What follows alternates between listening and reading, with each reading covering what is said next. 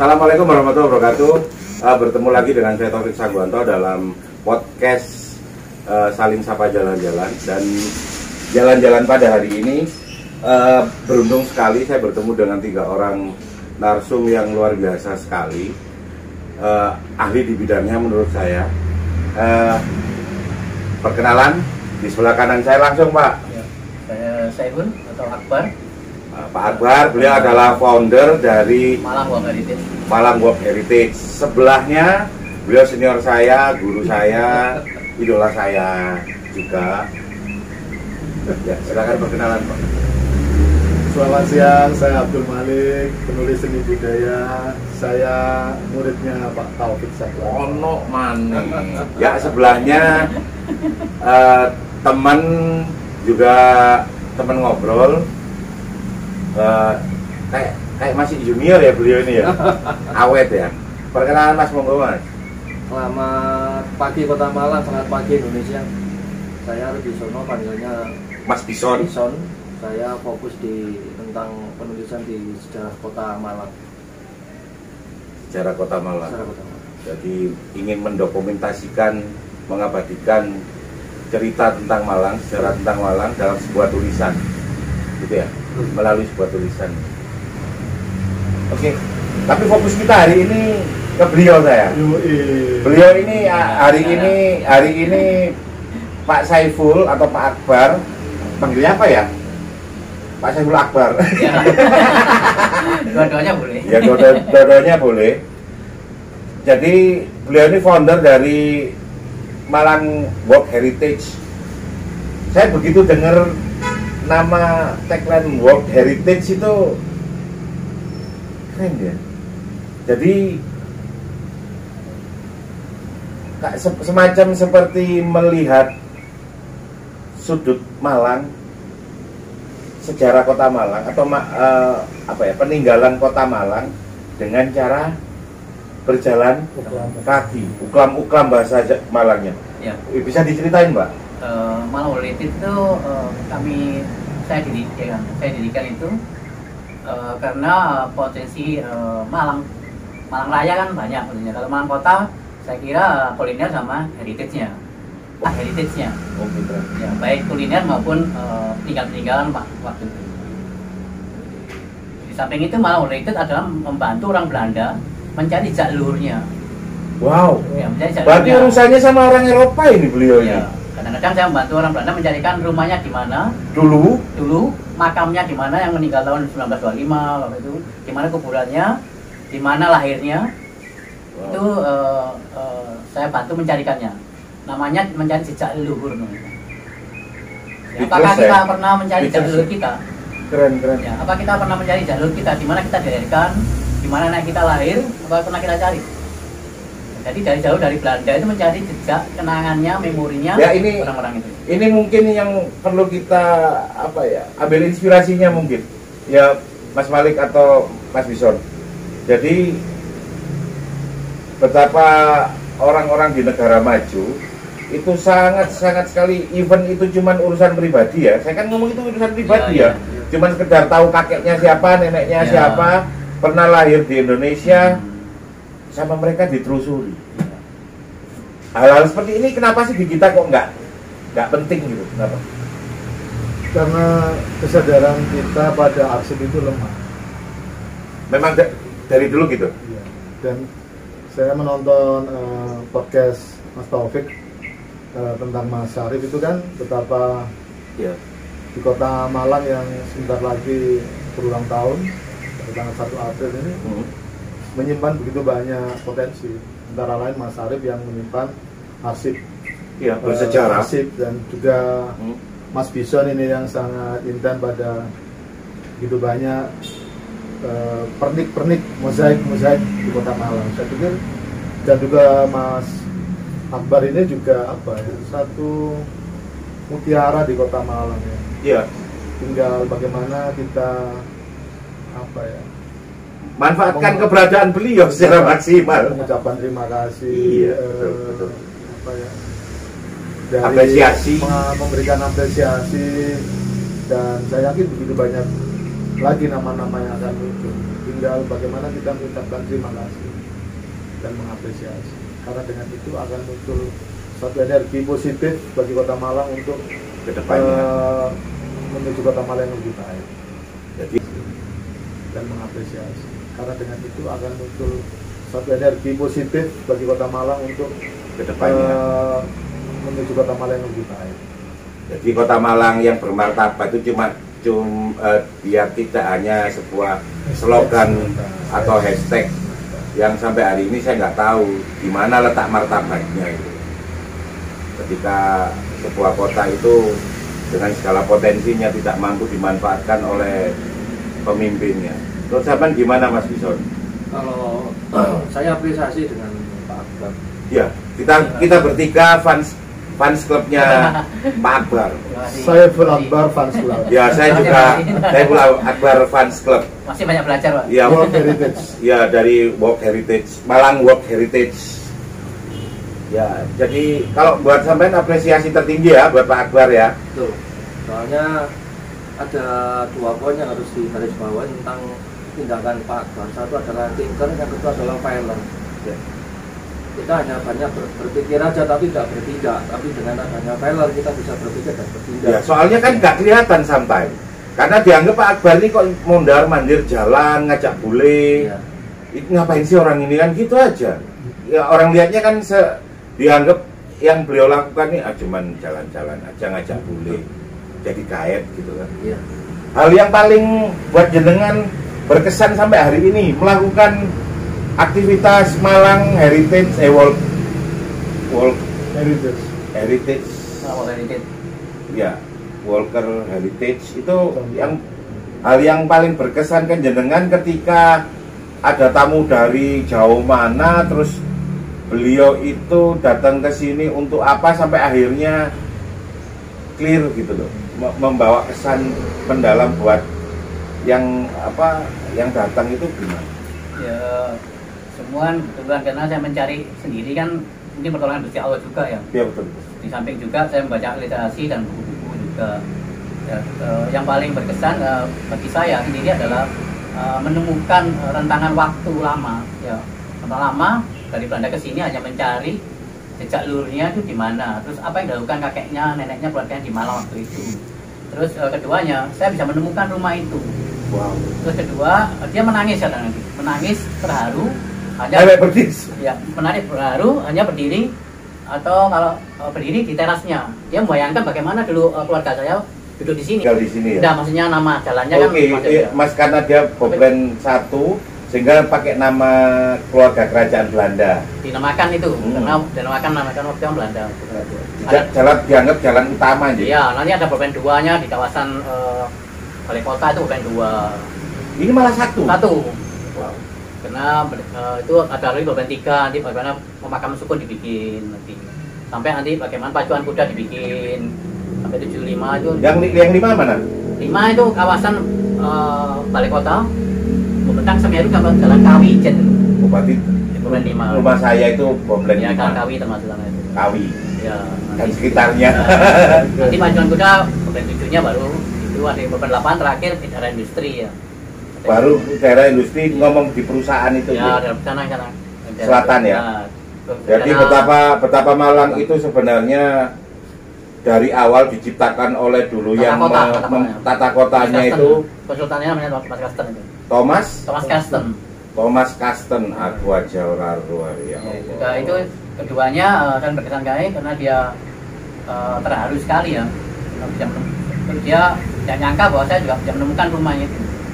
Kadang-kadang saya menemukan sehari, 2 hari rumah tersebut itu. 2 hari. Untuk 2 hari. 1 hari bisa. Makam pun saya temukan juga sama. Makam itu tidak lama juga. Karena saya ke Sukun itu mencari data-data asli Belandanya. Yang pada hari yang temukan 1925 itu saya temukan makamnya. Anda bisa berapa bahasa? Sedikit-sedikit. Berapa? Bahasa Inggris saya bisa. Ya sama, saya juga bisa bahasa Inggris. Dikit-dikit. Terus? Mandarin sedikit. Wow. Ya, Prancis sedikit. Prancis. Sedikit. Ya. Bonjour. Ya, Bonjour. Alafu. Alafu. Mi amo seswa. Itu hanya karena saya belajar sendiri, belajar Iya, sendiri hanya mengenai Plafon aja. bolong agak tikusnya. Seperti itu. Jadi kadang dari pihak teman-teman itu menghubungi saya, ini mencari keluarganya ini di kawasan ini di Liminastrat. Liminastrat di mana, Bar? Kan nggak tahu anak-anak Liminastrat di mana. Saya aja bisa-bisa wali kotanya aja nggak tahu. Nggak tahu Liminastrat Bekasnya itu- Wilhelminastar mana, Ya, terus itu daerah- kemudian Boblen 1, 2 sampai 8 aja Nggak tahu. saya Saya nggak yakin tahu. Dan untuk para pemegang apa ya, saya melihat memegang keputusan atau policy di kota ini, beliau ini sebenarnya yang apa ya, sesuatu yang berharga buat kota ini, karena sampai plannya kota ini dulu dibuat seperti apa sampai ke 8 tadi itu untuk nggak 9, kalau 9 itu Dragon Ball, Karena 99 kan baru Jepang datang. 9 itu karena keburu Jepang datang dan menghancurkan segalanya. Ya, Terus Indonesia berkuasa, lebih dihancurkan lagi. Data-datanya apa ya? Enggak ya, ternyata ya ini kan saya berkaca dan saya menghina diri saya sendiri.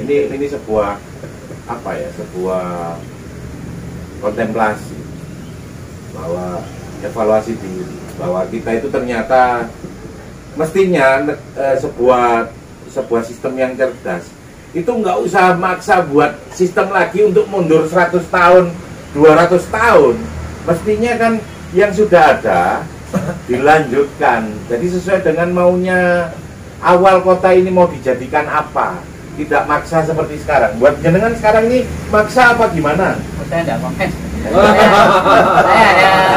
Saya ada menjalani, Ya, yang saya tahu secara aja. profesional apa yang sebuah sistem yang cerdas itu nggak usah maksa buat sistem lagi untuk mundur 100 tahun 200 tahun, mestinya kan yang sudah ada dilanjutkan. Jadi sesuai dengan maunya awal kota ini mau dijadikan apa, tidak maksa seperti sekarang. Buat jenengan sekarang ini maksa apa gimana? Saya tidak komen. Saya ada menjalani, Ya, yang saya tahu secara aja. profesional apa yang beliau tahu. Jadi beliau nggak mau saya tarik ke urusan kebijakan. Nggak apa-apa. Belum jenengan. No comment, Pak. No comment ya. Ya, jadi begitu diceritain seperti tadi itu kayaknya mau buat heritagean di Malang itu kayaknya masih perlu literasi lagi tuh para pembuat kebijakan. Ini buat saya kayak gitu. Saya Jadi kira biar kota ini jangan bermain-main dengan plan yang sudah ada gitu loh. Jadi Dragon Ball kan ngumpulin 9 bolnya itu kan, bola naganya itu kan. Jadi jangan buat Dragon Ball sendiri. Jadi kalau memang ini sampai 8 ya dilanjut sih kalau buat saya. Ya Mas Bison P. Ya setiap Arema gitu. ngomong beginian pasti kan ada kebijakan. Bagaimanapun setiap kebijakan harus digarisbawahi, tidak boleh menghilangkan karakter Arema. Jangan hilang karakter Malang. ya. Termasuk Malang ini dulu seperti apa dan mau dibawa kemana itu kan harus sinergi kan, harus berlanjut ya. Saya balik ke Pak Akbar, saya tuh salut Pak sama jenengan ini Pak. Jadi apa namanya, landmark favorit jenengan kan kami yang mana? Maksudnya gini, landmark itu kan karena memang jenengan tadi ketika saya ngomong Boblen ya, Boblen saya jadi bego itu, saya jujur aja. Jadi akhirnya kan saya ngomong space atau landmark mana sih yang di Malang ini yang sampai hari ini masih utuh, hampir bisa dibilang tidak tersentuh sama plan dari sistem yang baru. Kalau saya kira Boblen kan setiap orang tahu ya, kalau sejarah malam sih tahu Boblen 108. Saya sendiri kan masih banyak belajar nih. Saya masih banyak belajar dari orang-orang yang lebih mengerti, dan saya banyak membaca juga. Makanya membaca itu perlu. Membaca itu perlu. Ya, Membaca perlu. Iqra. Ya itu bacalah. Bacalah. Nah, itu penting, sangat perlu sekali kita membaca. Jangan maksalah, tapi bacalah. Nah, itu. Dan saya banyak belajar, terus terang saya banyak belajar dari Pak Dwi Cahyono. Kan jenengan ketawanya nggak enak, karena cenderung penguasa itu kan maksalah, bukan bacalah. Kan gitu kan. Saya banyak belajar dari Pak Dwi Cahyono Inggil itu. Siap. Kita banyak bukunya, juga banyak penulis di sana, dan saya juga kerja di sana. Itu ada Boplen itu, kalau orang Boplen itu sendiri kami bagi 4 kawasan. Kawasan jalan-jalannya itu ada kawasan Lojen seperti ini. Kawasan Lojen sampai ke sini. Ya, Lojen ini terus ada kawasan kayu tangan. Kayu tangan, J. Kawasan Pecinan Kampung Arab. Pecinan Kampung Arab. Kauman Kampung Arab itu. Ya. Terus kawasan Ijen. Dan Ijen. Jadi 4 besar itu ya, 4 Ya, landmark besar ya. 4 paket. Pernah cari tahu aktivitas dulu orang-orang sepuh kita. Ya. Karena sebenarnya diri kita sekarang itu adalah karya dari orang-orang sepuh terdahulu.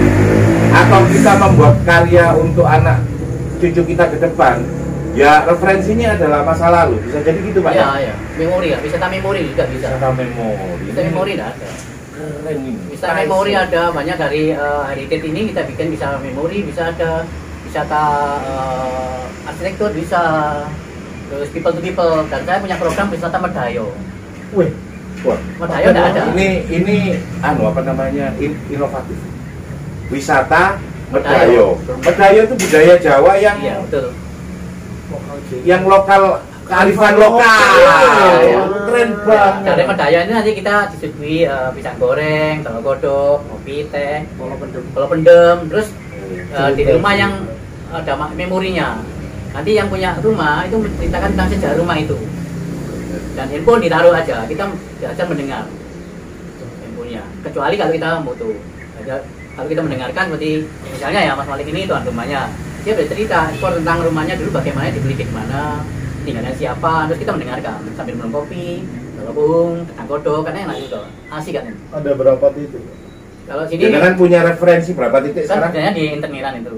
Internetan, oke, Pak Irawan. Kalau saya mencari di kayu tangan juga ada. Dayo kan kampung-kampungnya masih bisa Medayo. Itu juga ada wisata people to people, bertemu orang kan jarang. Ya, bertemu orang kan jarang kita ini. Sekarang kita ini kan Mutiara banget ya. You Ya. are amazing. Nah, kita banyak belajar dengan kehidupan ini kan kita pelajari juga. Oh, belajar dengan kehidupan makin dalam lagi. Iya. Setiap yang dikatakan bahwa tambah dalam tambah Ya, dalam ini. kita saling belajar lah, kita masih banyak belajar. Terus kita kan sekarang ini dengan handphone kita kan menjauhkan yang dekat, mendekatkan yang jauh. Ya kan? Belum Gitu, lagi. dengan dekat, ya. Makin Sekarang dulu kan kita makin saya merasa terhina ini. sekarang kan kadang-kadang kita begini udah bukan. Kita bicara sekarang kan sehelo aja kan jarang. Dulu kan monggo, Nun Sewu kan mana Nun Sewu? Ya. Jadi kita dengan tadi Medayo tadi itu Mau menghidupkan lagi. budaya-budaya kita yang itu begitu. Kak istilahnya itu urit-uriti budaya. Berarti nomor handphone beliau harus di Wah, Nah, tidak ada. ada. Keren ini. Gitu. Iya, nomor handphone, nomor rekening harus tahu ini teman-teman ini. Dan, ya. Sampai waktu itu saya ketemu Boldi. Ada apa dengan Boldi? Apotek Yang tahu ini, yang tahu apotek. Boldi itu apotek, bahan apoteknya sekarang udah tutup. Ada Pak Paul dan Boldi ada- Pak Boldi, terus Boldi adalah apotek pertukangan. Pak Pol, Pertukangan Pak J. barang loa. ya adalah Boldi itu kan Sekarang tempat loaan dalam darah Mangun Sarkoro. loaan. Mangun Sarkoro. Ya. Tempatnya Nanja. Ya. Itu ketemu cucunya Boldi. Dia bilang bahwa dia cucunya Boldi. Boldi itu siapa Pak? Nama orang. Orang siapa itu Pak? Ya itu saya waktu itu kan saya tidak punya ya, pun dia tidak yang rekam dan lain karena sudah Ternyata Boldi itu siapa? nama orang. Hanya nama orang. Ternyata Boldi itu Boldi nama siapa? nama kawasan itu ternyata diambil dari nama seseorang. Makanya di situ kan ada dulu nama dan jalan namanya Boldi Strat. Boldi. Kenapa ada nama Boldi Strat? Karena ada suatu istimewa orang itu, orang Boldi Strat. Diberi nama jalan itu Boldi Strat. Sebelum Mangun Sarkoro ini. Di peta lamanya sudah ada Boldi Strat. Saya kemarin sempat lihat peta asli Kota Malang. Ya. Dan semuanya pakai strat. Itu artinya street mungkin ya. Ya, jalan. Karena saya nggak bisa bahasa Belanda. Itu cucunya ketemu saya 2 kali coba ke sini. Waktu itu Jos sama Bob ya. Dari Dari Belanda, di Belanda. Malah cucunya itu sekarang nggak tinggal di sini teman-teman. Jadi malah Nggak tahu waktu itu kan saya kan sendirian, terus handphonenya nggak canggih waktu itu, nggak punya gitu ini. nggak sayang sekali ya, kita nggak bisa tahu ketahuan. Ya kalau waktu itu saya ngerekam, ya banyak cerita sih caranya kakeknya itu bagaimana. Bisa selintas gimana? Wah, Selintas. Tokoh ya berarti ya. yang saya tahu waktu itu Boldi punya kuda banyak, Oh. kudanya banyak waktu dia ada kuda itu.